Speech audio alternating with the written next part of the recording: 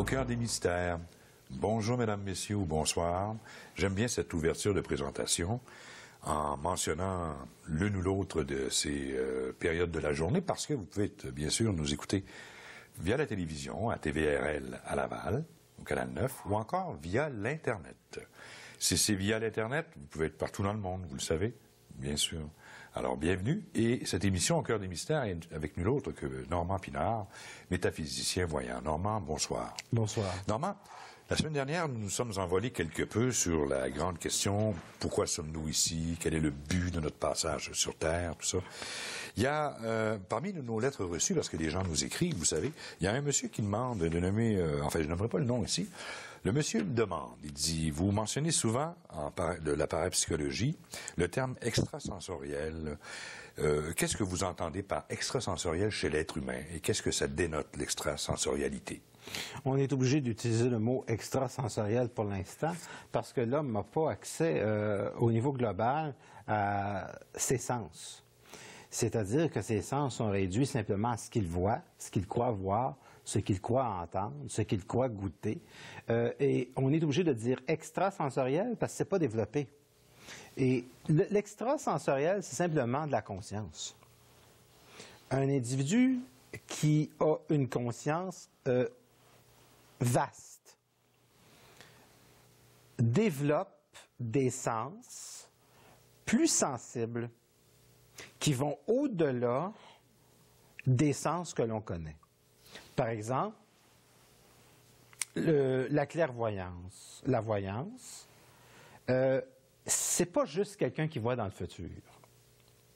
La faculté de la voyance, par exemple, au niveau extrasensoriel, c'est la capacité qu'un être possède d'étendre son infini, d'abolir l'impression de l'illusion de l'espace et du temps pour accéder à une information. Ça fait partie de la voyance. Il y a des gens qui vont, par exemple, vivre de la voyance avec de la clairaudience, c'est-à-dire qu'ils vont entendre des voix qui vont leur dicter certaines choses ou qui vont leur suggérer des choses. C'est une méthode qui est un peu plus dangereuse parce que le subconscient peut amener des informations et on dit quelqu'un qu'on entend des voix et ça peut être un peu plus dangereux. Donc, parce que la voix est intellectualisée. Tandis que dans la voyance, dans les perceptions extrasensorielles, il n'y a absolument rien qui est pensé, il n'y a absolument rien qui est réfléchi. Autrement dit, l'extrasensoriel, c'est acquérir des notions sur la réalité qui ne viennent pas par la pensée, qui ne viennent pas par la réflexion connue. C'est-à-dire, c'est des choses que l'on connaît, c'est des choses que l'on sait. On connaît l'avenir, mais on ne sait pas comment on connaît l'avenir. En fait, c'est l'étendue de notre conscience qui prend toute sa place. Et extrasensoriel, dans peut-être un siècle, ça va être changé pour sensoriel. L'extra va disparaître parce que tous seront un petit peu... Même les extraterrestres aussi vont disparaître. Ouais. Parce qu'on va comprendre qu'ils sont très terrestres. Ouais. Vous savez, j'avais écrit au cours de 1977 dans le Journal de Montréal, je pense que c'était le Montréal Matin à ce moment-là, ou le Journal de Montréal. Il y a eu les deux en même temps. Hein? Oui, je me suis intéressé au phénomène ovni extrêmement longtemps. Ouais. Pour comprendre, il va falloir comprendre qu'on est des créateurs de formes. C'est-à-dire que l'être humain a la faculté de créer continuellement, collectivement, l'univers dans lequel nous avons l'habitude de vivre. Ah bon? Et au fur et à mesure, penser, c'est créer. Ça, il va falloir retenir cette chose-là. Puis l'extrasensoriel, c'est percevoir ce que l'on crée à travers nos sens. Autrement dit, on crée le monde à chaque seconde. Et la raison pour laquelle on fait des rêves prémonitoires, c'est que c'est une manière de se souvenir de soi. Parce que notre futur est déjà arrivé. Il va falloir que vous m'expliquiez un petit peu. Là. Notre futur est déjà arrivé. Et on s'en souvient. Mais qu'est-ce que notre futur? Le futur, c'est l'extension du moment présent. Sauf, et ça c'est extrêmement important, si vous changez la perspective du moment présent, le futur vient de changer. Donc, il y a autant de futur qu'il y a d'interprétation du réel dans votre moment présent. Le futur n'est pas une structure qui est coulée dans le béton. Changer maintenant, c'est changer continuellement votre futur. La conséquence, hein? C'est changer la conséquence. Ouais. Par le fait même, c'est une loi très logique, là. C'est changer la conséquence. Et c'est la raison pour laquelle il faut être très prudent en voyance, parce qu'en voyance, on voit une potentialité, une tendance. C'est un peu comme lorsque Bernard de Rome disait dans... Si la tendance se maintient, ça va être telle partie qui va être au pouvoir. Ouais. Souvent, c'est vrai. Mais un individu qui a de la volonté, un individu qui a une très grande force, c'est un individu qui a le pouvoir, dans le moment présent, par son champ de conscience, de changer les nombreuses possibilités du futur. Parce que sinon, ça servirait absolument à rien de vivre. Parce que ça voudrait dire que les dés sont déjà pipés d'avance et qu'on vivrait dans une sorte de tricherie parce qu'on viendrait au monde pour vivre simplement l'expérience de quelque chose qui est déjà tracé à l'avance. C'est vrai, ça. Pour la majorité des gens qui n'ont pas de conscience, ils suivent le long sillon déjà tracé de leur néant. OK, si je comprends bien. Sauf, c'est très important parce que je ne veux pas faire fâcher les gens avec ça. Oui. L'individu qui s'éveille, il intervient... on pourrait dire qu'une vie puis de la réincarnation, c'est quelqu'un qui c'est parce que les gens n'ont pas connu c'était quoi des 78 ans. Quand on disait que le tourne-disque est resté pris dans le sillon puis qu'on entend... C'est toujours le même sillon. C'est un peu ça, la réincarnation. Sauf que la conscience, c'est la possibilité de changer de sillon. Autrement dit, il y a autant de futur qu'il y a de manières de vous interpréter dans le moment présent. Vous êtes continuellement le produit de vos pensées. Attention, de vos pensées, ça, c'est venir au monde. Mais si les autres vous habitent, et que l'inconscient collectif vous habite, vous n'avez aucune liberté, et vous êtes dans la pensée du monde. Et vous existez, mais vous ne vivez pas votre vie. Vous suivez le monde. Un jour, j'ai rencontré à Radio-Canada Yvon Deschamps, qui m'avait juste dit une petite blague extraordinaire. J'étais à côté de Denise Filiatro, puis il y avait Yvon Deschamps, et j'allais faire une émission avec Mitsou, donc c'était en 1990. Et Yvon Deschamps m'avait approché, il m'avait dit quelque chose d'extraordinaire. Il m'avait dit « Mon nom est Roger Lalumière », en parlant de lui. Il dit « Avant, j'étais un suiveux. Je suivais les autres.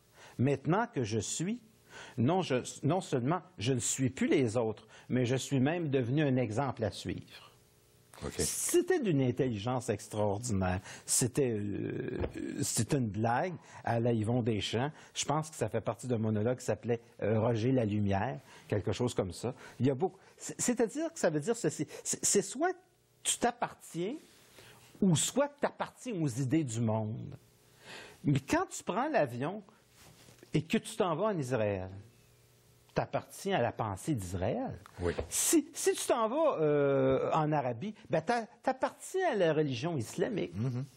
Si tu déménages dans une autre partie du monde, ben tu appartiens à une autre religion. À Bali, ben tu vas appartenir à une philosophie d'islam, musulmane. Ce que je veux dire par s'appartenir, c'est quand tu appartiens seulement qu'à toi-même et que tu n'appartiens pas à aucun mouvement philosophique ou religieux. Et que ta vision du monde n'est influencée que par toi-même.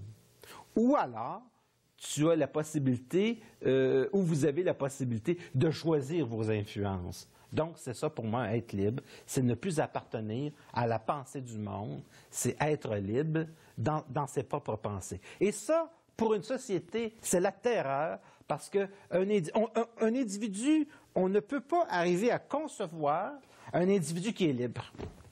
Parce qu'on va dire, il se permet tout.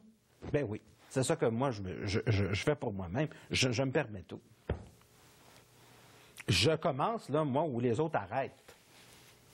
Et les perceptions extrasensorielles, ce qu'on appelle extrasensorielles, c'est la faculté de cultiver son infini et de le devenir, de se faire éternel, d'être libre, de ne plus être assujetti à l'âme, qui est encore l'inconscient collectif. L'inconscient collectif puis l'âme, c'est la même chose chez moi. C'est la même chose. Quelqu'un qui est dans l'âme peut passer à l'esprit. Et pour moi, l'esprit, ce n'est pas de l'âme, là. Pour moi, l'esprit, ça appartient à l'infini. Ça appartient au cosmos. Ça n'appartient pas à la Terre. Ça appartient à l'infini. La Terre est une expérience finie, mais on peut vivre sur Terre des expériences infinies. Il y a eu des êtres extraordinaires. Et extraordinaires, fantastiques. Moi, quand je regarde le monde, je vois des choses extraordinaires. Et c'est pour ça que je n'essaie pas de changer ou de faire comprendre quelque chose. Moi, je suis bien comme les choses sont avec le monde. Je ne suis pas en guerre contre le monde, mais il y a des gens qui sont endormis, c'est leur problème.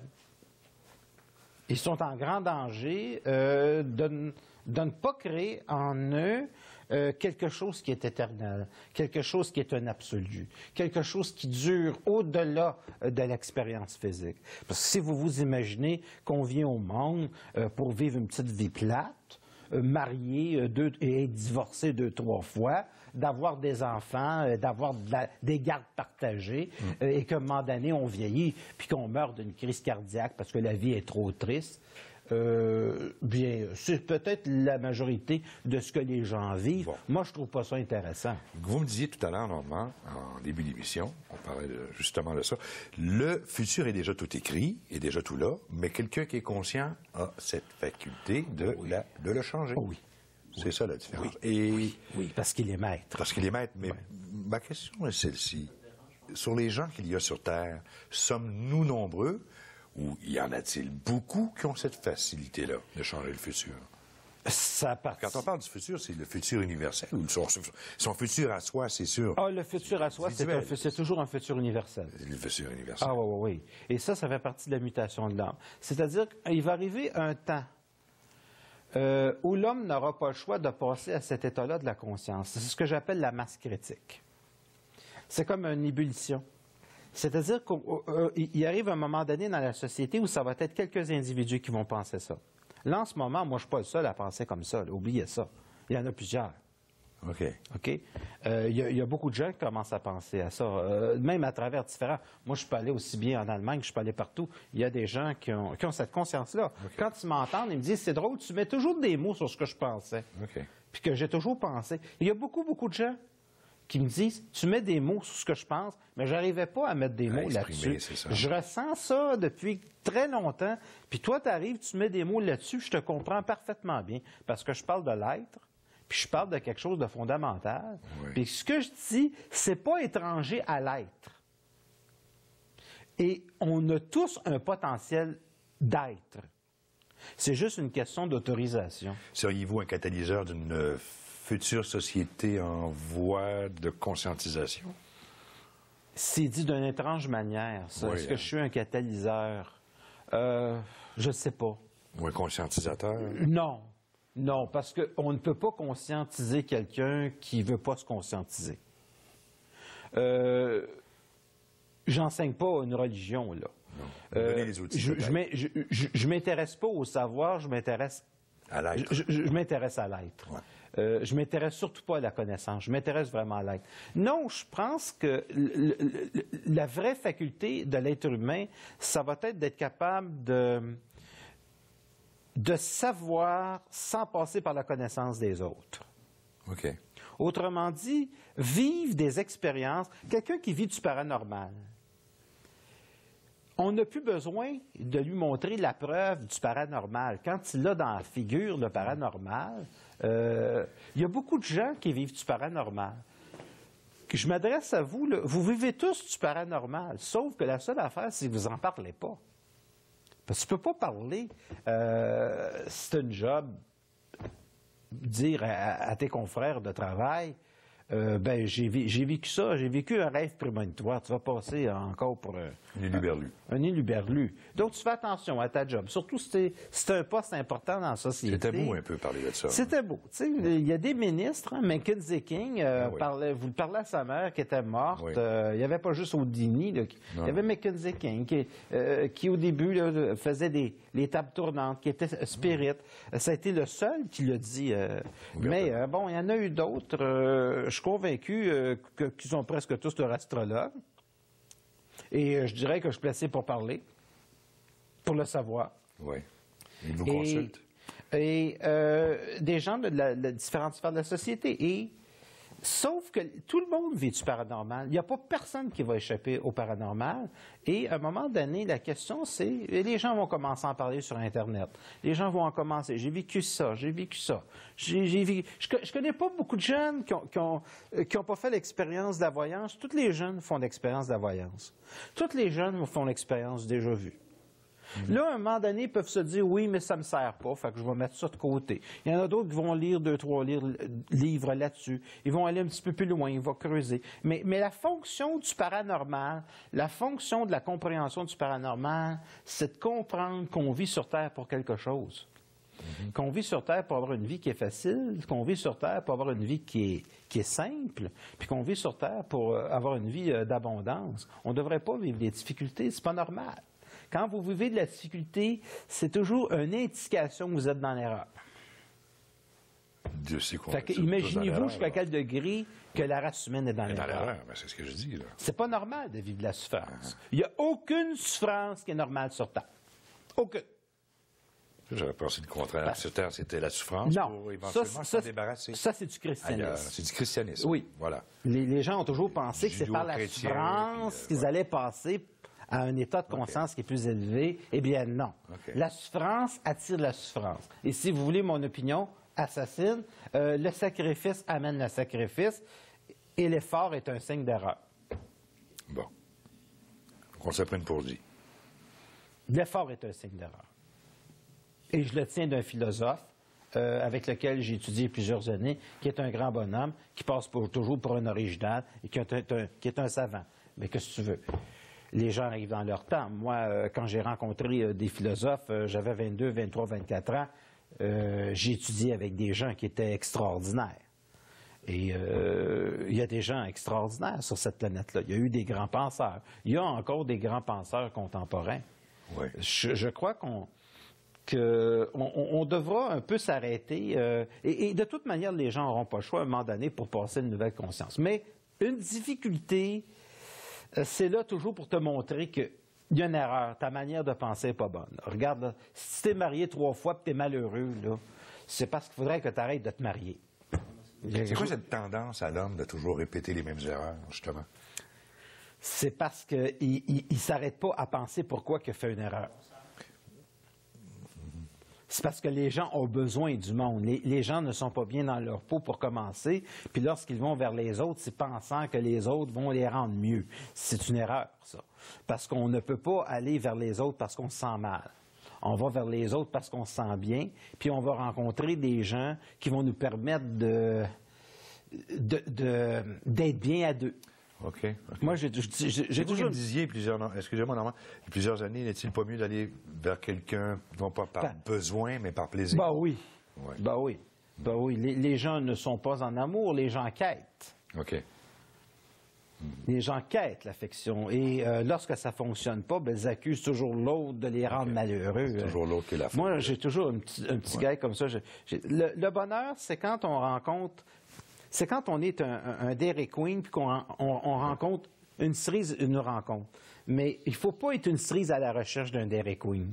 Moi, c'est toujours comme ça. C'est-à-dire que pour moi, c'est une étrange analogie, pour moi, on doit être un absolu et on doit rencontrer un supplément, mais pas un complément. Un supplément. Un supplément, c'est quelque chose qu'on n'a pas de besoin, mais que ça nous fait plaisir. C'est comme ça que je conçois l'amour.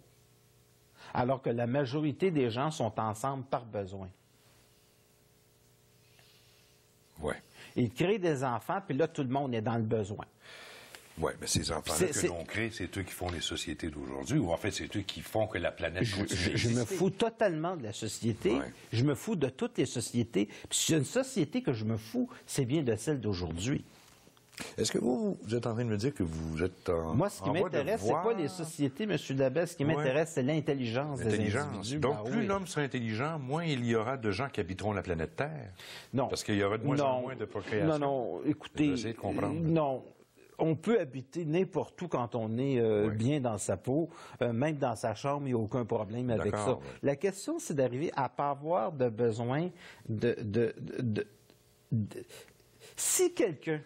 Si vous êtes malheureux dans votre vie, puis que vous avez le malheur de rencontrer quelqu'un qui va vous rendre heureux, vous êtes vraiment dans une position extrêmement dangereuse. Vulnérable, ben oui. Ben oui, parce qu'un jour, la personne, elle va vous quitter, vous allez vous retrouver hypothéqué avec votre malheur premier qui était là. Okay. Donc, on ne doit pas rencontrer quelqu'un parce qu'on est malheureux, on doit rencontrer quelqu'un parce qu'on est bien, puis qu'on n'a pas de besoin de l'autre. On n'en a pas de besoin.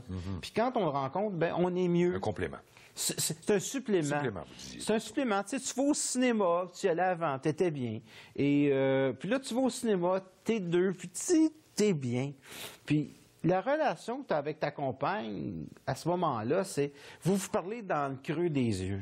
Oui, ça, c'est sans doute l'idéalisation de la façon de vivre de l'homme de demain. Je parle, moi, de l'idéal de vivre de la manière que moi je vis. OK. Que vous et d'autres personnes, comme vous disiez tout à l'heure, vous n'êtes quand même pas le seul à penser comme ça. Donc, plusieurs personnes de votre pensée. Je suis beaucoup plus de l'action que je suis de la pensée. Moi, d'ailleurs, j'ai la faculté de ne pas penser. Je pense pas. Qu'est-ce que ce serait si vous pensiez? Je pense pas. Puis il y a même des gens qui me disent souvent, c'est dommage, on voit pas tes livres, tout ça. J'aime pas ça. Je suis pas un être de pensée, je suis un être de paix. Je suis un être de tranquillité, je suis un être qui s'émerveille devant énormément de choses et je ne cherche pas, moi. Moi, c'est les événements qui arrivent à moi. D'ailleurs, l'émission que l'on fait ici, que je fais depuis plusieurs semaines, qu'on fait ensemble, je ne l'ai pas demandé. Non. Comprenez-vous? Vous en êtes la preuve, je ne l'ai pas demandé. Je ne demande rien. Je vais vous chercher, vous connaissant. Vous êtes venu me chercher et vous êtes venu me chercher, puis je me retrouve finalement avec des caméramans, je me retrouve avec des projectionnistes, un merveilleux et fantastique réalisateur, M. Huppé, qui fait absolument tout, et un homme à tout faire. Et je me dis, c'est extraordinaire parce que je reconnais quelque part que ces gens-là travaillent énormément, puis que c'est à ma disposition. J'ai beaucoup de reconnaissance pour ça. Je trouve ça fantastique de voir ça. Pour moi, le fantastique, c'est dans ces choses-là. Ouais. C'est dans ces éléments-là. Puis c'est aussi de la reconnaissance de dire, c'est fantastique de voir que la réalité, c'est toujours quelque chose qui s'ajuste à nous. Mais il faut reconnaître ça. Et dans ce sens-là, je reconnais beaucoup des choses qui sont par rapport à mon prochain, par rapport à vous, au talent extraordinaire que vous avez. Et je vous souhaite de tout mon cœur que des gens vont reconnaître parce que vous êtes vraiment un grand homme avec immensément de talent et un organe vocal absolument hors du commun. Et j'espère qu'il y a des gens qui vont vous donner des contrats absolument extraordinaires. Je vous ai vu travailler sur la publicité de Canon, je vous ai vu travailler sur la publicité pharmaceutique, des laboratoires pharmaceutiques. Vous avez une voix qui est absolument phénoménale. Puis on me disait, j'ouvre une parenthèse récemment, mon neveu me disait qu'il le revoit à la télé, à RDI, un autre poste bien sûr de télévision, le Musée international des droits de l'homme, ou encore Immigration Canada, des trucs que j'ai fait pour eux, mais ça... Un jour, Alain m'appelle, je me souviens, j'ai à peu près 24 ans à ce moment-là, il dit, Normand, j'aurai un petit rôle pour toi au cinéma, puis je me retrouve à côté de Sophia Loren. Alors, c'est sûr que dans Angela, c'est sûr que ça frappe un tout petit peu. C'est pas un grand rôle, c'est juste un rôle de figuration. Mais je veux dire, quand même, c'est des choses qui sont très marquantes. Et il nous reste une minute. Fait que si on veut vivre des choses paranormales, il faut se tenir à côté de M. Alain Labelle. Oui, merci. Parce que c'est un magicien en soi, tout en noir, On a décontracté un peu l'émission. qui fait apparaître toujours un lapin de son chapeau. Vous voulez rejoindre Normand Pinard, www.normandpinard.com ou encore via son téléphone au 514-254-5919. Vous voulez émettre un commentaire sur l'émission d'aujourd'hui au cœur des mystères. Le numéro de téléphone apparaît à l'écran. J'espère, M. Huppé. Merci, 450-973-8005 ou encore toujours là via l'Internet, le courriel info@tvrl.ca. info@commercial-tvrl.ca. Normand, merci beaucoup. On a fini ça un petit peu en humour, là. Un peu de confidentialité, mais la prochaine émission, ce sera d'attaque. Je trouve ça important de vous rendre l'appareil. C'est gentil, mais elle sera d'attaque. Et on reviendra fortement à notre réseau, à Puis l'ésotérisme, à la merci voyance. à toute l'équipe technique qui Et à est la absolument parapsychologie. exceptionnelle. Merci. Madame, Monsieur, merci. Au revoir. À bientôt. C'était Au cœur des mystères.